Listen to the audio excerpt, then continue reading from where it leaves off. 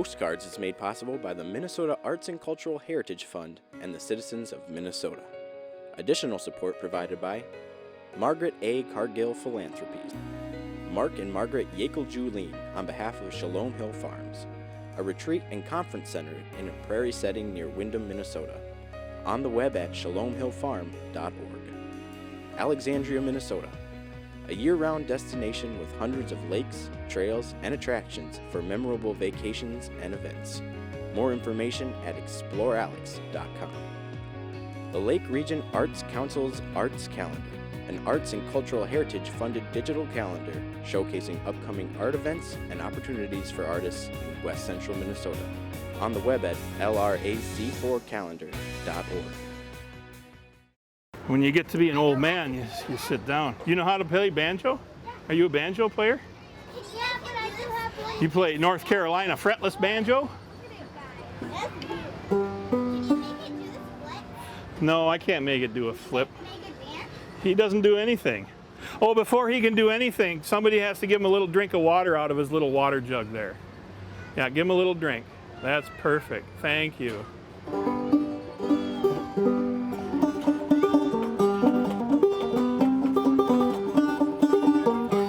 All right, everybody dance. Everybody.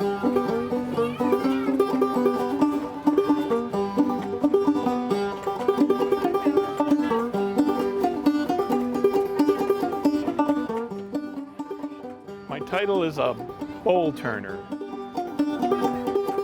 So I call myself a turner, and that's the name of the trade, and it's very ancient. So.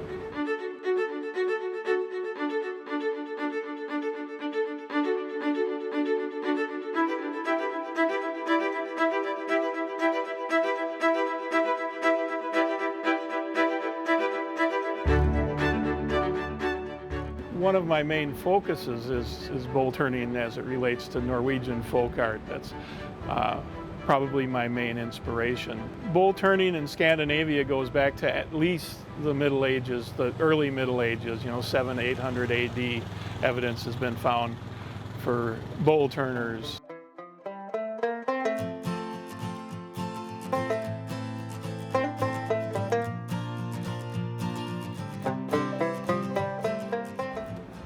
My grandparents were immigrants from 1923. My father grew up speaking Norwegian, and so when I started studying these traditions, a lot of them really struck home. It reminded me of things that my grandmother and my grandfather would say and would do. And they, even my father, who was born here, they really rang a bell with me.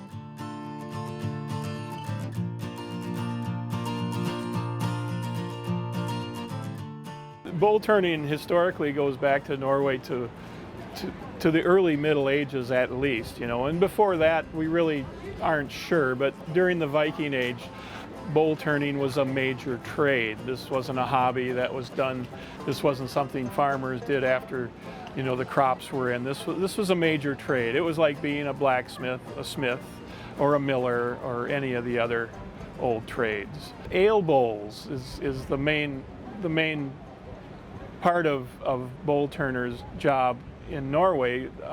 People drank beer in Norway and have for thousands of years, and somebody had to make all those wooden bowls. As the wood is spinning, the revolution of the wood isn't driving the cut, it's me using the leverage of this long handle carving the wood. And at this point I'm roughing it out, I'm just hitting the high spots.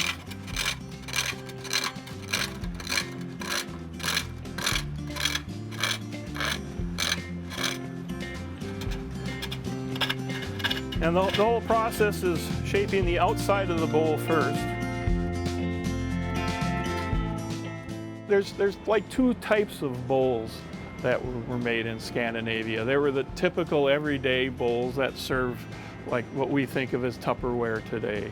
The everyday bowls, they're turned very quickly. It takes about 10 minutes to turn a bowl like this. The finish isn't paid attention to that much. It's a well-functioned bowl. The inside shape matches the outside shape. It's got an attractive collar, but the collar is a pretty natural way to cut it. It's done very quickly. And these are cranked out by the dozens. The more decorative bowls are called ale bowls, and they're for ceremonial ale drinking.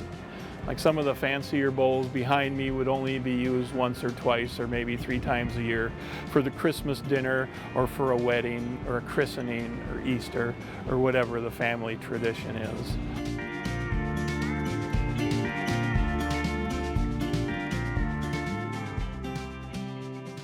I don't watch a lot of TV, you know. I study old bowls. Literally, I look at antique bowls with a magnifying glass rather than, that's where my passion lies. So. Would you put it on your car and use it for a wheel on your car? No. That would be ridiculous, wouldn't it? You would, yeah. But not everybody else would. Yeah, sometimes they break and stuff. And then sometimes these are the cores from other bowls. And so, you know, when they dig up an old bowl turner shop, that's what they find. They don't find any good ones. You know why? Because they sell the good ones. They only find the broken ones.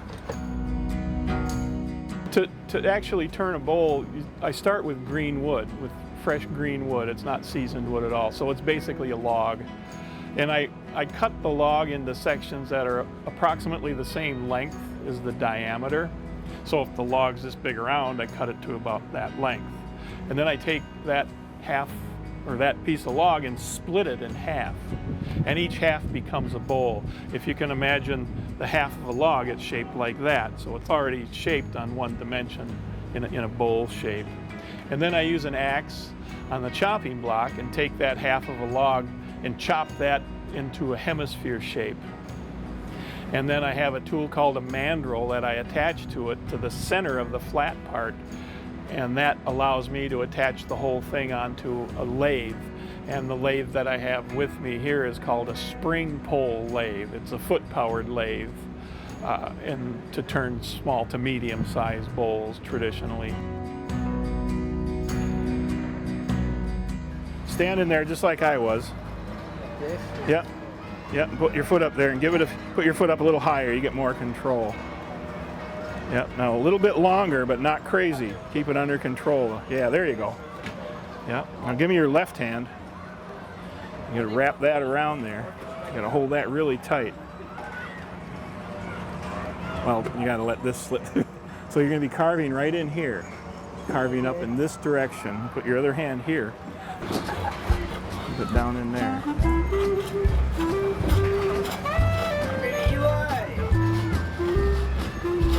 Nothing to it, huh? No, the boss says we gotta have the bowl done in 5 minutes.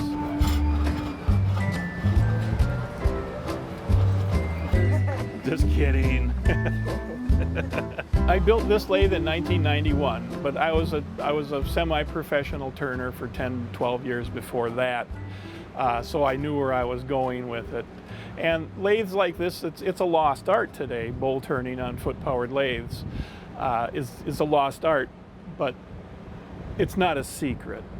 You know, this voluminous amount of research, you know, and archaeologists and historians know all about the turning trade and the tools that were used, and this is one of them. And so, you know, finding and being a turner, I knew what I wanted to do and how it was supposed to work, and so it wasn't a problem to build it.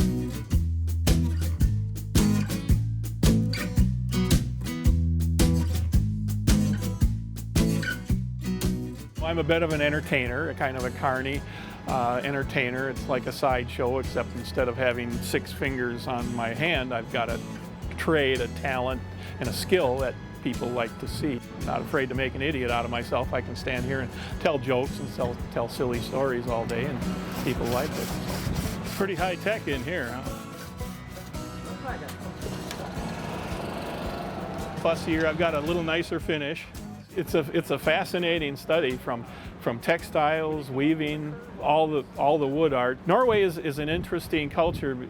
In my mind, it's like the Appalachia of Europe. You know, Norway's kind of sitting on the end, and you don't go through there to get anywhere. I mean, if you're going to Norway, that's where you're going.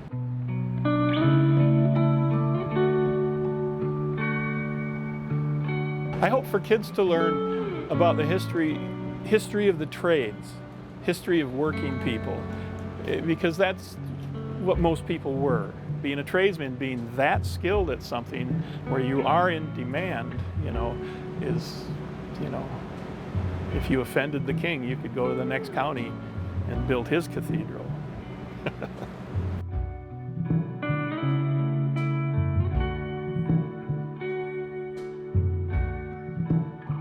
Bowl turning has brought me on a journey where I've sort of realized that it's almost like a dream come true. I get to travel and visit fairs all over the country, and it keeps my passion in bowl turning alive. I get to talk about it to people that might be interested in it, and talk about the history of the trades and just talk about entertainment in general and how that all fits together, because it's all entertainment too.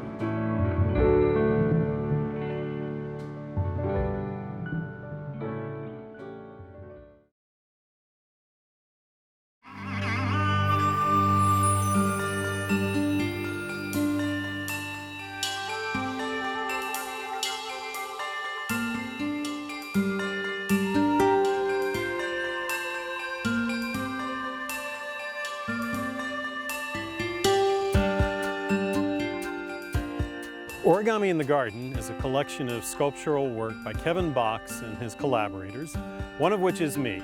I've been working with Kevin for about 10 years. Many of our collaborations involve bringing my designs into this artistic vision that Kevin has established, and then using his skill both in envisioning the finished piece and in translating the origami paper into bronze, steel, and aluminum for display in this garden.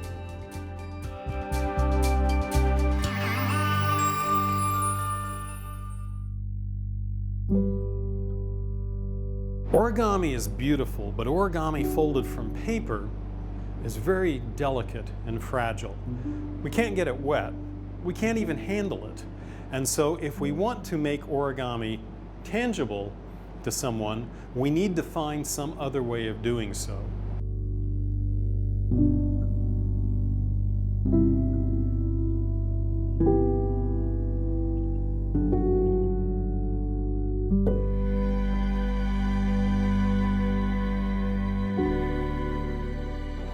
By working with Kevin, by translating origami into sculpture, it's metal, it's robust, it can go outside.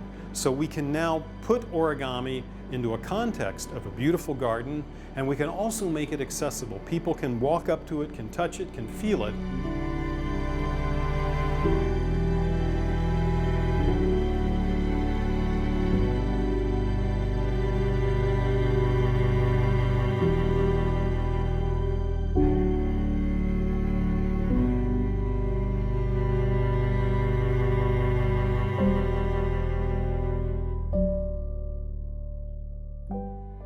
So I taught 2 workshops here. The first exploring the more artistic side of origami.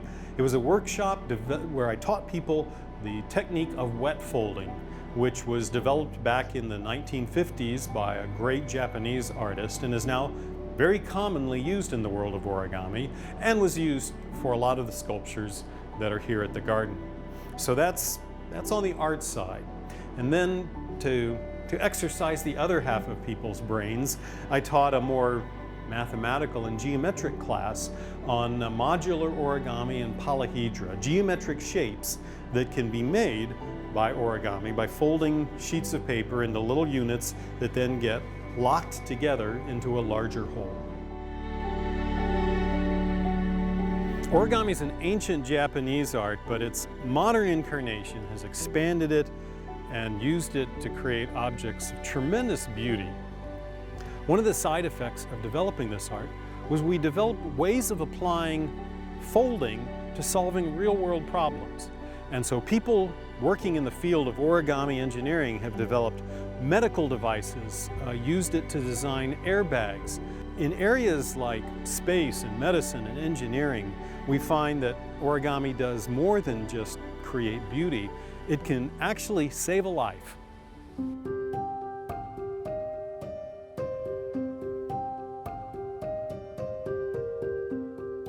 Working with Kevin on the sculptures that went into this exhibition added another facet to my exploration of this world of origami. Origami is incredibly diverse, has many genres, and I really like moving among different genres.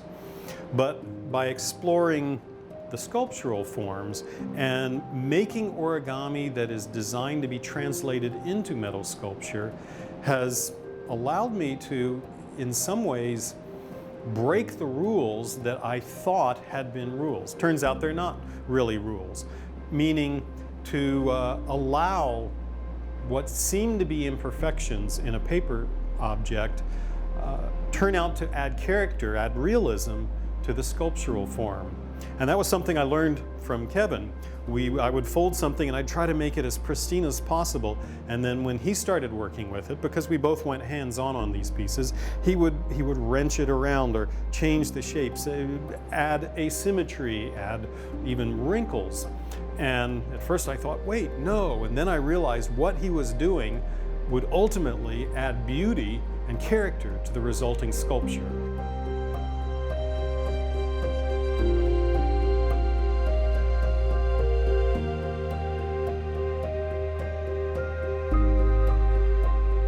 I've been folding origami since the age of 6, so pretty much my whole life. I never really thought it'd be a career, so I was also interested in math and science, and I pursued that in college. I studied electrical engineering and then got my PhD in applied physics, studying lasers and optoelectronics. And that's also what I did professionally for about 15 years, research and development in lasers. But throughout that whole period, I was pursuing origami very passionately, very avidly. And so much so that in 2001, I decided to let origami take over. And I left the world of lasers and optics to focus entirely on the world of origami. That's what I've been doing the last 16 years. It worked out to be successfully, and I've been having a wonderful time at it. It's been professionally successful, and so I'll probably do that the rest of my life.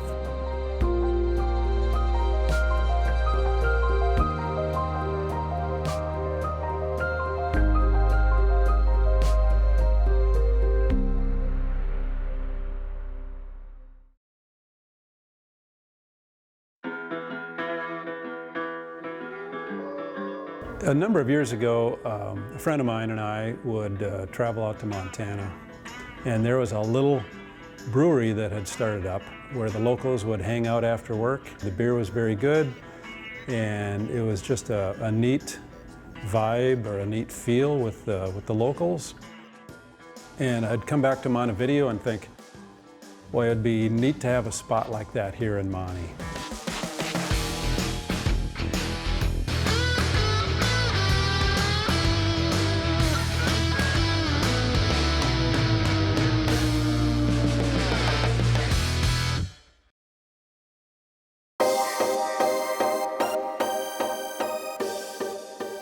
I think the story is like most craft breweries now. So I had homebrewed for 8 or 9 years and fell in love with it. Decided that that was something that I really wanted to do, and realized that Western Minnesota was kind of a desert for craft beer. We thought, why don't we start a brewery and create the craft beer for everybody, and have a job that we really love going to every day. So that was the whole plan in starting Talking Waters.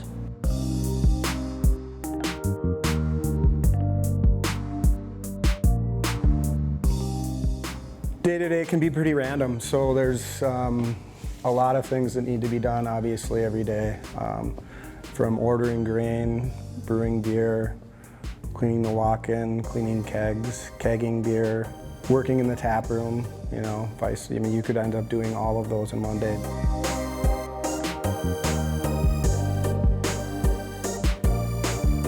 The thing that we're most proud of is the fact that we are completely involved in every step of the process here. It's an incredibly small brewery, and so it allows us the room to experiment and to create things that are new and interesting, and we're involved in every single part of that, from pouring bags of grain into the mash tun to stirring it with paddles, you know, to hauling kegs ourselves to our distribution points.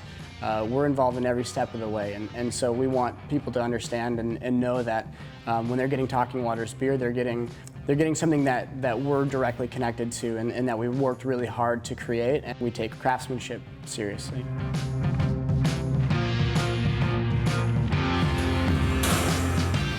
Good to go for tomorrow.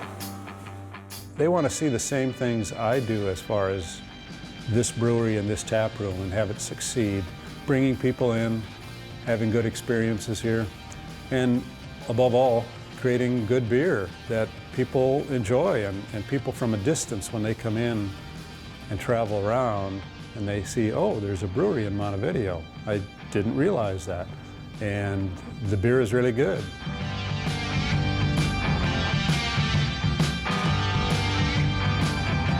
The name Talking Waters came from a local tie. We wanted something that was grounded in where we're from and where we live, and so we have a lake nearby called Parle Lake, and so the English translation for that is the lake that speaks, and so just a play on words is Talking Waters. When thinking about designing the space for our new brewery, I think the first thing that we had in mind was that we wanted it to showcase local artists. Milena Handine has had a huge impact on our business as far as the mural, and she also does a lot of chalkboard art for us for our chalkboard behind the bar. We've worked with Bill Gossman on the mugs, and Gene Tokheim has done a lot of work for us as well. So yeah, it's definitely nice to work with local artists. We had a table over here that a local young man made for us. Some of the tall tables that we've got here were made by Nick's father. The bar top was made by Dale Peterson, a neighbor of ours south of town here. And to have those people have a part of this, it was very important to us.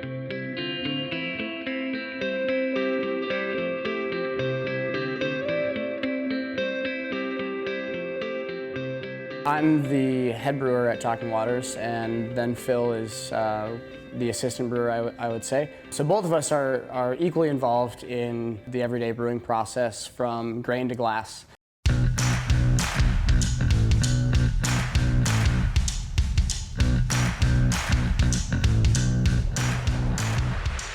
I think making beer recipes is this perfect blend between art and science. Just like a good cook or chef would create a recipe. We put science on our side and use different numbers to create recipes that are consistent, but also using kind of that artistic side of us to come up with a recipe that we think is going to appeal to the masses and appeal to us as well. With the recipe creation and how you collaborate with other brewers and talk to other brewers about their recipes and how they're doing things, and the variety of beers now, from a milkshake IPA to a regular porter. I mean, things are just changing like light speed. With the variety of beers that are out there now, it's pretty fun, for sure. You're always brewing something different.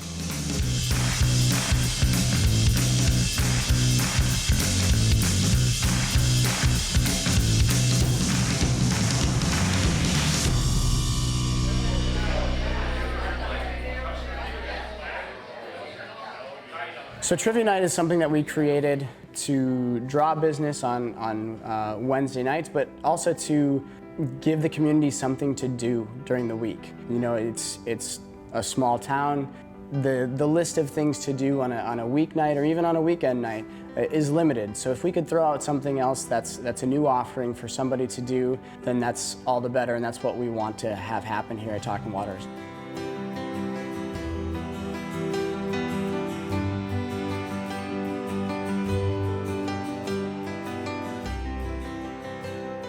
I feel like the reason that we started Talking Waters was to create this community living room space where people come in, have good conversations, go back to real human interaction without TVs and cell phones interrupting them.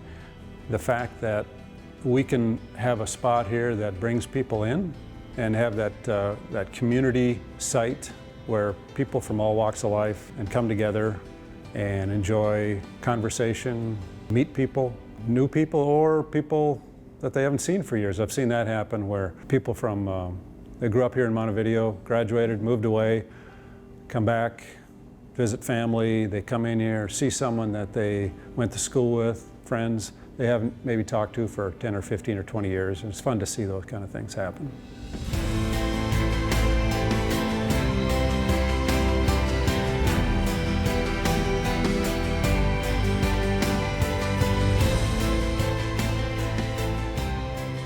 being able to support our community members, it's been great, and it reciprocates, right? So those are the people that are coming in and supporting us. So I think that's what a community should be, is people supporting each other, and that's, I think, making us successful. Not that there wasn't places to go in Montevideo before, but the addition of a really nice place to come and hang out is nice. And it's been good for Main Street too. I mean, to fill another building with a viable business that's going to be here for a long time is a nice idea.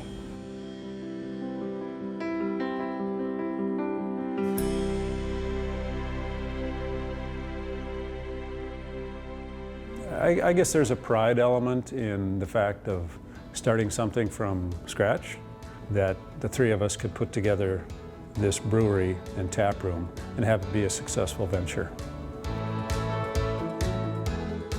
Brewing has been exceptionally fun. You know, that creating that beer has been great. You know, even just going outside there and meeting other brewers and collaborating with other brewers has been something I never dreamed I'd actually do. I mean, I enjoy beer a lot, but I never imagined that I would be involved in this business. So it's taken me on an upward turn. I really enjoy it, and it's changed my life for the better, I think. When we do take the opportunity to really step back and glance out and see the people talking and the people smiling, and the fact that it was our beer that brought them together, and it was our beer that they're talking about, and our beer that's making them smile, is probably the most rewarding thing that we can take away from our job, is creating something that makes people happy. And how can you not love coming to work every day when you get to make other people happy?